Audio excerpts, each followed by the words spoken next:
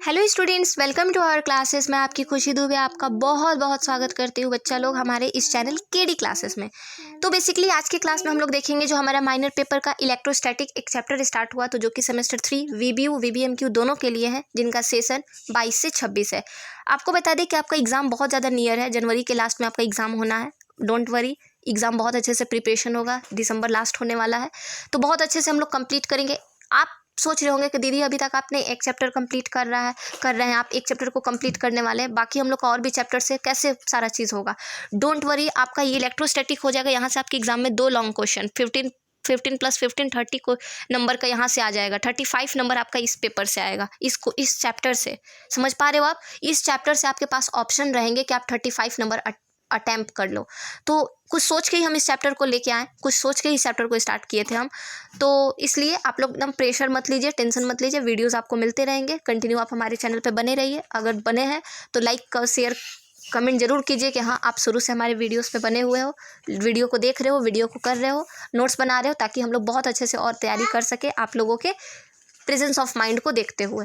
तो चलिए आज के क्लास में, जैसा कि पिछले क्लास में हम लोगों ने पढ़ा था, गॉस थ्योरम का 3 हम लोग एप्लीकेशन पढ़ चुके हैं। एक सिलेंडर के ऊपर, एक पढ़ चुके हैं हम लोग जिसमें सिलेंडर शेप बन रहा था, दूसरा पढ़े थे प्लेन चार्ज शीट के ऊपर, तीसरा पढ़े थे स्फीयर के ऊपर। अब पढ़ेंगे हम लोग सॉलिड स्फीयर। स्फीयर तो ठीक है, अब पढ़ेंगे सॉलिड स्फीयर के ऊपर। सॉलिड स्फीयर के ऊपर बात करेंगे अब हम लोग, ठीक है।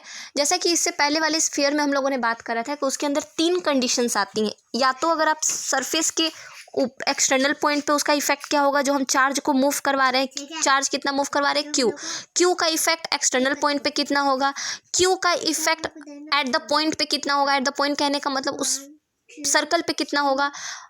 टू द पॉइंट सर्कल नहीं बोलेंगे, यहाँ पे हम लोग स्फीयर की बात करेंगे, स्फीयर के अंदर में कितना होगा।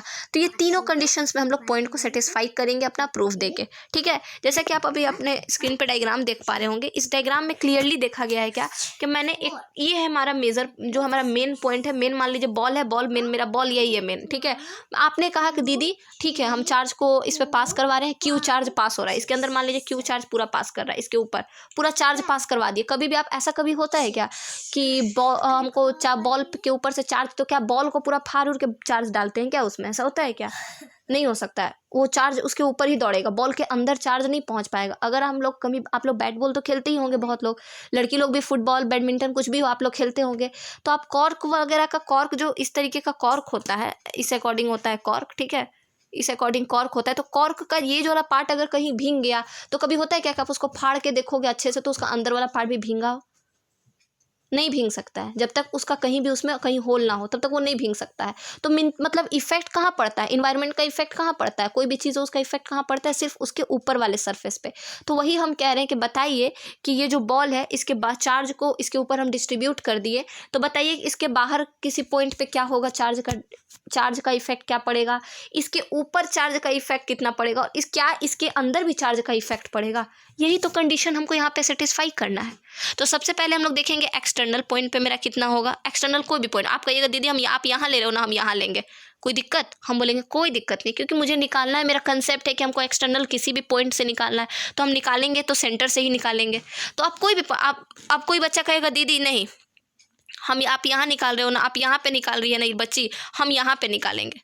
कोई कहेगा नहीं हम यहाँ पे निकालेंगे, कोई कहेगा यहाँ पे निकालेंगे, बात वही निकलेगा। वैल्यू 2 × 2 4 ही होता है, चाहे आप आगे से करो चाहे आप पीछे से करो। 2 + 2 4 ही होता है, चाहे आप कहीं से भी निकाल लो, ठीक है। 2 1 3 ही होता है, चाहे आप 1 2 लिखो चाहे 2 और 1 लिखो, 3 ही होगा। तो वही यहाँ पे केस है, आप कहीं से भी कोई भी पॉइंट पे निकालो, आप मेन कंसेप्ट वहीं पे जा रहे हो कि आपने एक्सटर्नल पॉइंट पे वैल्यू को निकाल दिया। कंडीशन समझ में आया यहाँ पे? तो अब बात करेंगे यहाँ पे, देखिए क्या दिक्कत है, पिटाओगी? लिखो शांति से और जल्दी बना के दिखाओ 5 मिनट में हमको। यहाँ पे हम लोग क्या देखेंगे, एक पॉइंट लिए हुए हम लोग यहाँ पे, जिसमें रेडियस की बात करें हम, तो ये जो मेरा बाहरी पॉइंट है, बाहर एक्सटर्नल पॉइंट लिए उसका स्मॉल आर लिए हैं रेडियस, अंदर वाले तक का लिए हैं कैपिटल आर, ठीक है। यहाँ पे आप इस डायग्राम से क्या देख पा रहे होंगे, अगर कोई पहले का वीडियो को नहीं देखे तो आप जरूर जाके पहले हमारे वीडियोज़ को देखिए जो स्फीयर के ऊपर बताया गया है, तब आपको ये वीडियो बहुत अच्छे से समझ में आएगा, ठीक है। तो इसमें क्या है कि स्मॉल आर हमारा ग्रेटर देन है कैपिटल आर से, ठीक है। कब? जब हम पॉइंट कब निकाल रहे हैं, जब हम पॉइंट निकाल रहे हैं एक्सटर्नल पॉइंट पे, जब हम लोग चार्ज का वैल्यू को एक्सटर्नल पॉइंट पे निकाल रहे हैं। लेकिन जब हम लोग इसी पॉइंट पे निकालेंगे, इसके ऊपर ही निकालेंगे, तो ये जो मेरा कैपिटल आर है और ये स्मॉल आर दोनों बराबर हो जाएगा। और जब हम अंदर बात करेंगे तो मेरा अंदर में क्या हो जाएगा, स्मॉल आर लेस देन हो जाएगा कैपिटल आर में। क्यों हो जाएगा दिखाते हैं आपको, क्योंकि यहाँ पे हो जाएगा, ये पॉइंट अंदर में ही निकलेगा, तो इसमें स्मॉल आर इसी अकॉर्डिंग। यहाँ पे तो क्लियरली बेसिक चीज़ वही दिख रहा है यहाँ पे आप।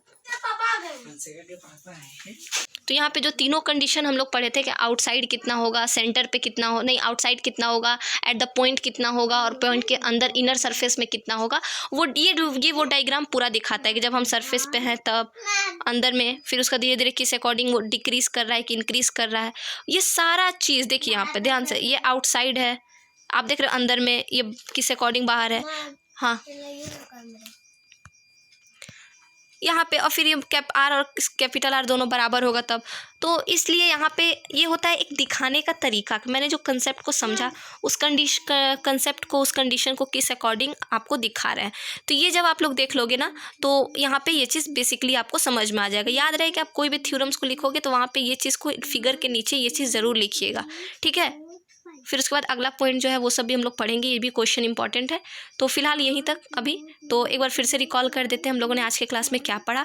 आज के क्लास में हम लोगों ने पढ़ा था एक most important, very very important question, जिसका नाम है electric field due to a uniformly charged sphere. अभी भी अगर आप हमारे चैनल पर नए हो या चैनल को सब्सक्राइब नहीं किए तो ज़रूर कर लीजिएगा। सेकंड, हम लोगों ने उसके अंदर 3 पॉइंट देखा, जिसमें एक हम लोग को निकालना है कि चार्ज जब हमारा एक्सटर्नल पॉइंट पे हो तब, दूसरा हमारा उसी सरफेस पे हो तब, पहला सरफेस के बाहर हो तब एक्सटर्नल पॉइंट पे, दूसरा सरफेस के ऊपर ही हो तब, तीसरा जब सरफेस के अंदर हो तब। तो सबसे पहले हम लोग जानेंगे सरफेस के बाहर हो तो क्या होगा, फिर हम लोग देखें क्या कि सरफेस के बाहर है तो हमारा कुछ वैल्यू निकला, फिर देखेंगे हम लोग सरफेस के अंदर, जो हमारा सरफेस के बाहर है उसका पॉइंट ये निकला, सरफेस के अंदर देखेंगे कितना वैल्यू हमारा निकला। ये देखिए, जब सरफेस के ऊपर था, ध्यान से समझिए, जब सरफेस है ना मेरा ये, तो ये एक्सटर्नल पॉइंट पे निकालेंगे किसी भी पॉइंट पे, और वहाँ से जहाँ पे भी निकालेंगे ना, वहाँ से गॉसियन सरफेस बन जाएगा। ये जो सर्कल बन रहा है ना, ये सर्कल बना रहा है कि आप बता रहे हैं कि आपको इतने एरिया में घूमना है। अगर मान लीजिए ये सर्कल बना हुआ है, ये पहले से बाहर में एक्सटर्नल पॉइंट के लिए सर्कल नहीं बना हुआ है, हम कह दिए कि आपको निकालना है कि इस पॉइंट पे कितना होगा चार्ज, तो इस पॉइंट से लेके यहाँ तक ऐसे सर्कल बन जाएगा और सेंटर से मापा जाएगा चार्ज को, ठीक है। आप बना रहे हो तो यहाँ पे इस चीज़ को मेज़र आपको करना होगा, ठीक है। थर्ड पॉइंट में है इनसाइड द स्फीयर में, इसमें भी लैंग्वेज बहुत मैटर करता है। आपका आधा से ज़्यादा लैंग्वेज ही प्रूफ कर देता है आपके थ्योरम को, तो इस चीज़ को आपको क्लियरली देखना है और समझना है।